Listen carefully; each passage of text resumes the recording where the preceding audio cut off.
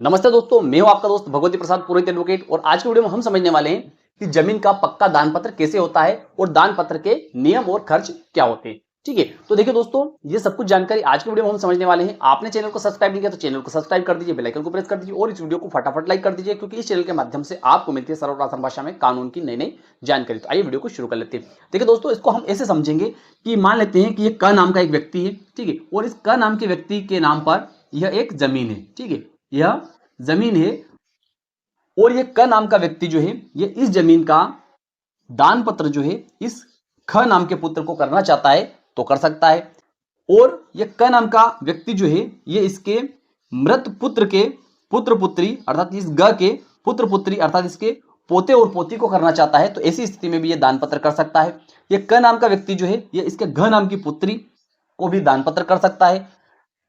ये क नाम का व्यक्ति जो है इसके च नाम की मृत पुत्री जो है इसके पुत्र पुत्री अर्थात इसके नातिन जो है उनको भी इस जमीन का दान पत्र कर सकता है। साथ ही साथ ये क नाम का व्यक्ति जो है यह अपने छ नाम की पत्नी जो है उसको भी इसका दान पत्र कर सकता है। ठीक है, इसके अलावा यह व्यक्ति जो है 3 लोगों को और दान पत्र कर सकता है। ठीक है, तो यह व्यक्ति जो है यह अपने भाई को भी दान पत्र कर सकता है, अपनी बहन को भी दान पत्र कर सकता है और अपनी माता को भी इस जमीन का दान पत्र कर सकता है। ठीक है, तो यह दान पत्र वह दान पत्र है जिसमें कि बहुत कम खर्च लगता है। लेकिन अगर यह क नाम का व्यक्ति जो है यह इसके अलावा अन्य किसी भी व्यक्ति को जो इसके रिश्तेदार नहीं है या इसके अन्य कोई रिश्तेदार है उनको भी अगर इस जमीन का दान पत्र करना चाहता है तो वह दान पत्र भी यह कर सकता है, लेकिन उसमें खर्च थोड़ा अधिक लगता है। ठीक है, अब दान पत्र के नियम क्या है उसको थोड़ा सा हम समझ लेते हैं। देखिए, तो संपत्ति अंतरण अधिनियम जो है, ठीक है, संपत्ति अंतरण अधिनियम जो है, ठीक है, संपत्ति अंतरण अधिनियम जो है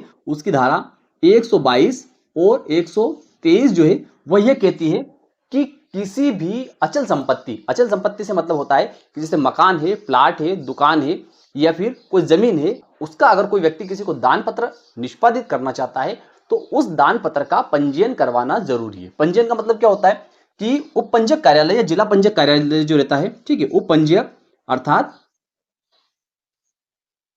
उप पंजीयक अर्थात सब रजिस्ट्रार, ठीक है, सब रजिस्ट्रार ऑफिस जो है वहां पर उसका रजिस्ट्रेशन अर्थात उसका पंजीयन करवाना जरूरी है। साथ ही साथ उस दान पत्र के वहां पर सब रजिस्ट्रार ऑफिस में 2 गवाह भी करवाने जरूरी है। ठीक है, 2 गवाह भी करवाने जरूरी है। इसके साथ साथ क नाम का व्यक्ति अगर इस ख नाम के व्यक्ति को इस जमीन का दान पत्र रजिस्टर्ड करवा रहा है तो ऐसी स्थिति में इस क नाम के व्यक्ति के द्वारा जब इसको दान दिया जाता है तो इसके द्वारा उस दान को स्वीकार करना भी जरूरी है। तो ये महत्वपूर्ण शर्तें हैं। अगर किसी व्यक्ति के द्वारा दान पत्र का रजिस्ट्रेशन नहीं करवाया जाता है तो ऐसी स्थिति में वह दान पत्र जो है वह मान्य किए जाने योग्य नहीं है।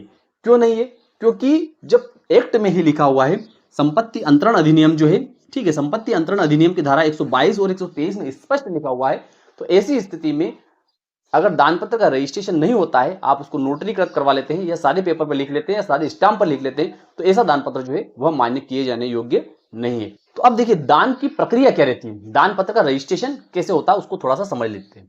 तो देखिए, ऐसी स्थिति में क्या होगा कि ये क नाम का व्यक्ति जो है इसको क्या करना पड़ेगा कि इस जमीन के सरकारी कागज निकालने पड़ेंगे। सरकारी कागज से मतलब होता है खसरा और विवरण, इसको निकालने पड़ेंगे। और खसरा और विवरण के साथ साथ इस व्यक्ति को अपना आधार कार्ड या पैन कार्ड या वोटर आईडी या अपना परिचय पत्र जिससे कि इसकी आइडेंटिफिकेशन हो सके कि हाँ इस जमीन का मालिक यही व्यक्ति है, वे दस्तावेज को लेने होंगे। उसके बाद में यह व्यक्ति जो है क नाम का व्यक्ति और ख नाम के व्यक्ति जो है ये दोनों रजिस्टर ऑफिस जाएंगे। साथ ही साथ ये 2 गवाह को ले जाएंगे, ठीक है, 2 गवाह को ले जाएंगे। इनके आइडेंटिटी कार्ड भी जरूरी है, इस ख का आइडेंटिटी कार्ड भी जरूरी है, ठीक है। और ये वहां पर जाएंगे, वहां पर जाकर अपना स्लॉट बुक करवाएंगे। स्लॉट बुक करवाने के बाद में रजिस्ट्रार के पास में जाएंगे।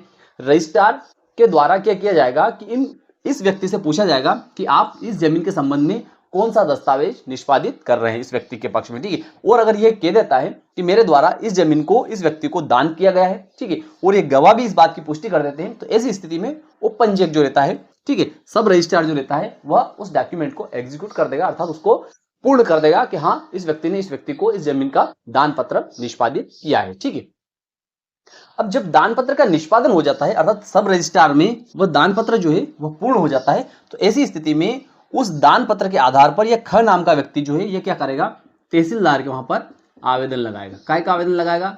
तहसीलदार के वहां पर नामांतरण का आवेदन लगाएगा। नामांतरण का आवेदन लगाएगा कौन सी धारा के अंतर्गत? धारा 109 और 110 मध्य प्रदेश भू राजस्व संहिता, ठीक है, भू राजस्व संहिता के अंतर्गत एक आवेदन लगाएगा और अपना नामांतरण चाहेगा, ठीक है। अब ऐसी स्थिति में अगर इस क की ओर से किसी प्रकार की कोई आपत्ति नहीं आती है, ठीक है, या आपत्ति आती है और उस आपत्ति का निराकरण जो है इस तहसीलदार के द्वारा इस प्रकार से कर दिया जाता है कि इसकी आपत्ति जो है वह निराधार है, या इस व्यक्ति के किसी भी वारिस की ओर से किसी प्रकार की कोई आपत्ति आती है और उस आपत्ति को अगर तहसीलदार के द्वारा निरस्त कर दिया जाता है, तो ऐसी स्थिति में इस ख का जो नामांतरण इस जमीन के सरकारी कागज में इस व्यक्ति का नाम हटाते हुए कर दिया जाएगा, ठीक है। तो इस प्रकार से दान में प्राप्त की गई जमीन जो है कोई भी व्यक्ति इस प्रकार से प्राप्त कर सकता है, और इसी प्रकार का दान पत्र जो है वह मान्य किया जाता है। अन्य प्रकार का कोई दान पत्र जो है वह कानूनन मान्य किए जाने योग्य नहीं है। तो मैं विश्वास रखता हूं कि आज का वीडियो आपको अच्छा लगा होगा। अच्छा लगा तो इस वीडियो को लाइक कर दीजिए, अधिक से अधिक लोगों तक इसको शेयर कर दीजिए। फिर मिलते हैं अगले वीडियो में, तब तक के लिए जय हिंद, जय भारत।